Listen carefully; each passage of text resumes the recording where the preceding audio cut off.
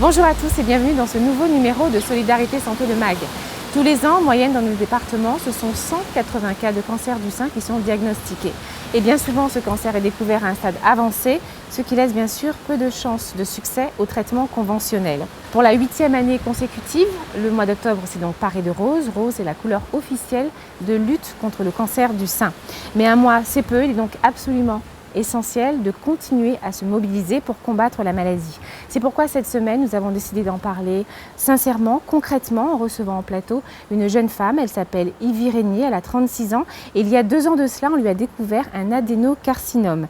Depuis, grâce à une volonté de faire, elle n'a cessé de se battre pour s'en sortir et voir grandir sa petite fille. Elle nous parlera de son parcours et de sa vie aujourd'hui.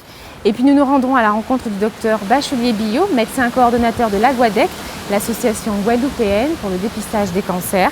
Elle nous parlera de l'importance du dépistage de ce cancer et de l'évolution des traitements médicaux.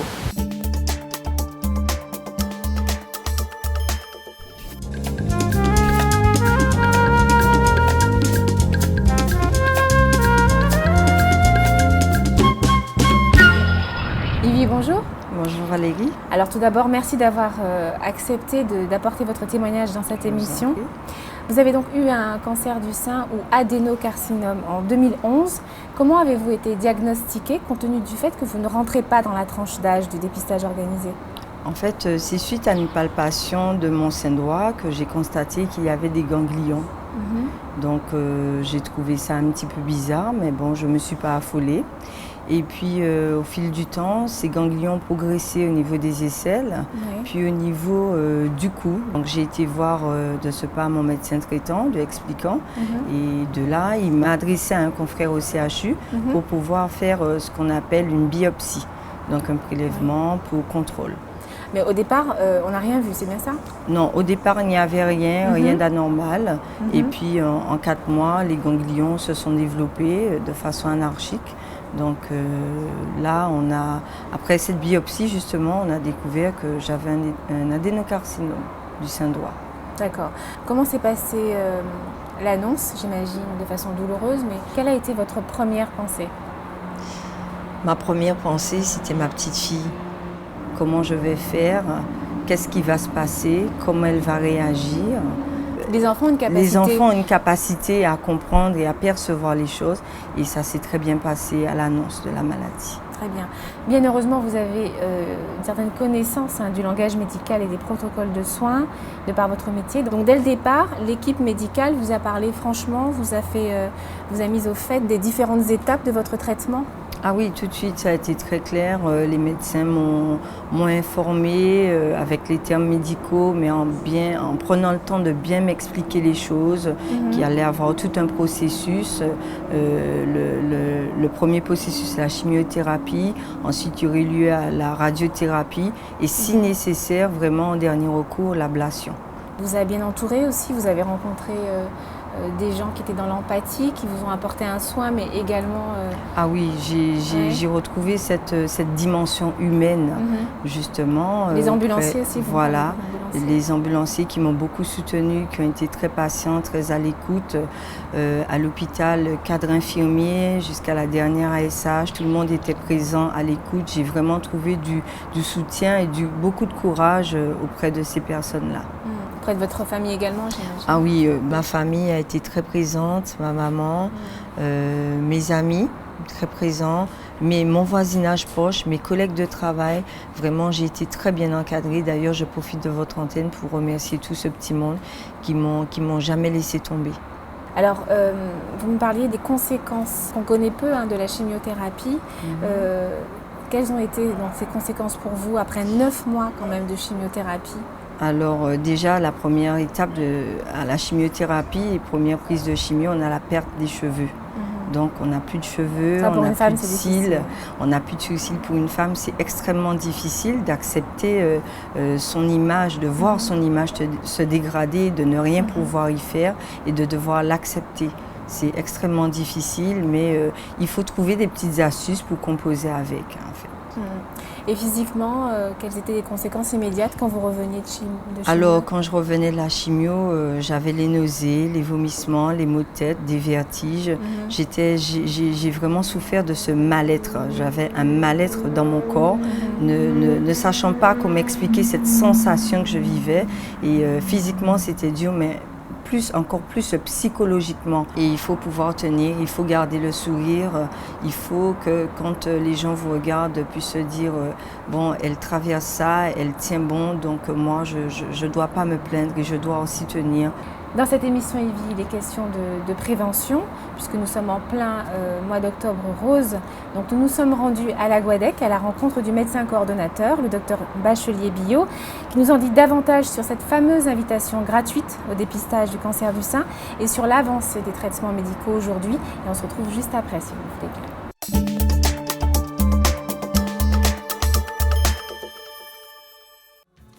Le cancer du sein est le cancer le plus fréquent et le plus grave chez la femme. C'est celui qui compte le plus de nouveaux cas par an et qui va entraîner le plus de mortalité par cancer chez la femme. L'important est également de savoir que c'est un cancer qui, lorsqu'il est diagnostiqué tôt, a environ 90% de chances de guérison.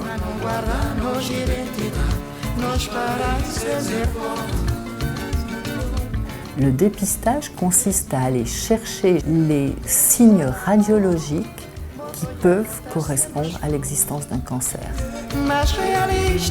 Lorsqu'on va diagnostiquer un cancer, on va apporter la preuve histologique, c'est-à-dire l'analyse sous microscope qu'il s'agit effectivement d'un cancer, et on va étudier son agressivité. Il existe des cancers que l'on appelle des cancers in situ, qui sont des cancers à développement purement local. Ensuite, des cancers micro-invasifs qui ont des petites velléités d'aller un peu plus loin, et des cancers dits infiltrants ou invasifs, qui sont ceux qui risquent de disséminer des ganglions au niveau du creux du bras, ganglions axillaires. Et ensuite, quand ce barrage-là, cette défense aura cédé, il y aura des métastases, c'est-à-dire des cellules cancéreuses qui vont aller se fixer ailleurs dans l'organisme. Le dépistage organisé prévoit d'inviter les femmes de 50 à 74 ans inclus, parce que c'est dans cette tranche d'âge que statistiquement, le risque de cancer du sein est le plus important. Le but du dépistage est de diagnostiquer les cancers au stade le plus précoce possible pour que le traitement soit le moins important, le moins invalidant, le moins mutilant possible pour la femme.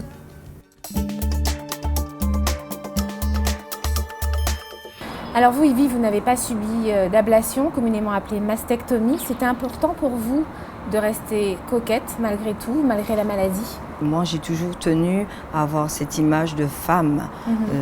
On voit des photos de vous, là, justement. On va Voilà.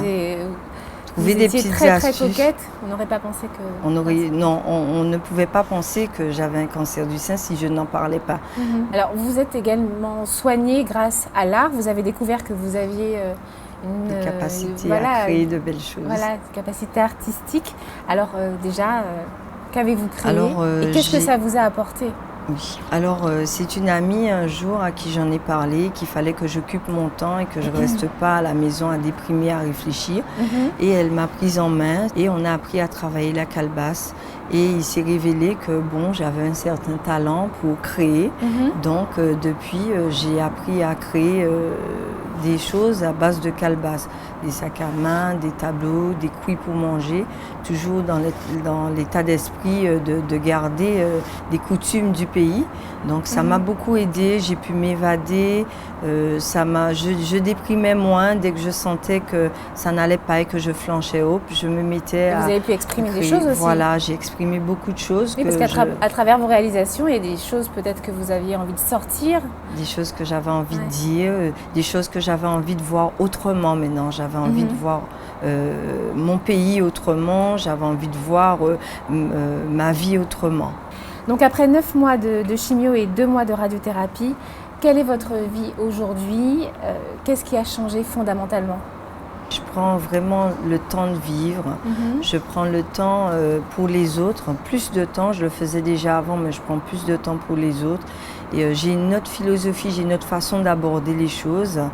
Et là, depuis, je me porte mieux physiquement, donc j'ai pu reprendre mon travail dans ce qu'on appelle un mi-temps thérapeutique. Ouais. Donc ça fait aussi du bien de pouvoir se sentir utile à nouveau, parce que c'est vrai que rester chez soi pendant 11 mois, c'est difficile.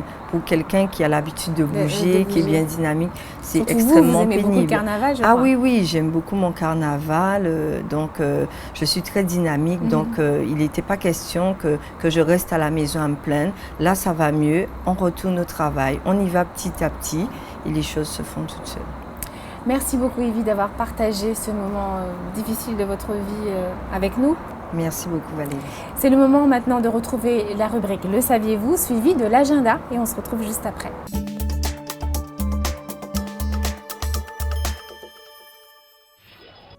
Le saviez-vous ?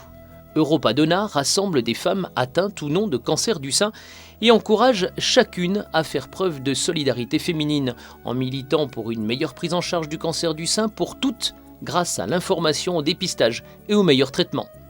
Dépister, c'est diagnostiquer et prendre en charge au plus vite des situations moins graves avec des traitements moins lourds. Dépister, c'est sauver des vies. Il faut savoir que le cancer du sein est beaucoup moins fréquent aux Antilles que dans l'Hexagone. 49,5 pour 100 000 personnes contre 101,5 en France. Pour le cas des cancers diagnostiqués chaque année, c'est la répartition par tranche d'âge qui est différente. Aux Antilles, seuls 53% des cancers sont diagnostiqués dans la tranche d'âge correspondant au dépistage organisé, 27% entre 40 et 49 ans. Et enfin, la mortalité par cancer du sein est significativement moins importante aux Antilles que dans l'Hexagone, sauf pour la tranche d'âge 45-54 ans.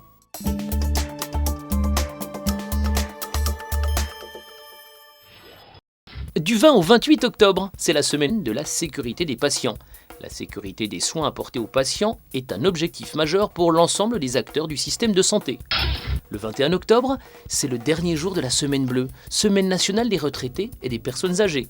À cette occasion, plusieurs manifestations vont se dérouler sur tout le territoire de Basse-Terre à Baillif, en passant par les Abîmes.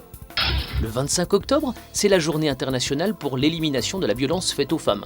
La violence contre les femmes n'est pas une affaire de femmes, ni une affaire privée. C'est un fléau qui affecte toutes les sociétés, sans distinction, riches ou pauvres. Et bien sûr, durant tout le mois d'octobre, c'est Octobre Rose. Enfin, je vous rappelle les lieux et dates de collecte de l'EFS aux horaires suivants. N'oublions pas, donner son sang, c'est un acte généreux, solidaire et responsable. Comme d'habitude, l'adresse mail de l'émission est à votre disposition, solidaritésantélemag@gmail.com pour nous laisser tous vos commentaires, questions ou informations à communiquer.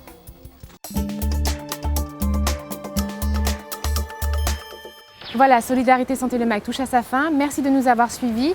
Et n'oublions pas que découvert tôt, il y a 80% de chances de guérir d'un cancer du sein. Alors pourquoi attendre ? À bientôt.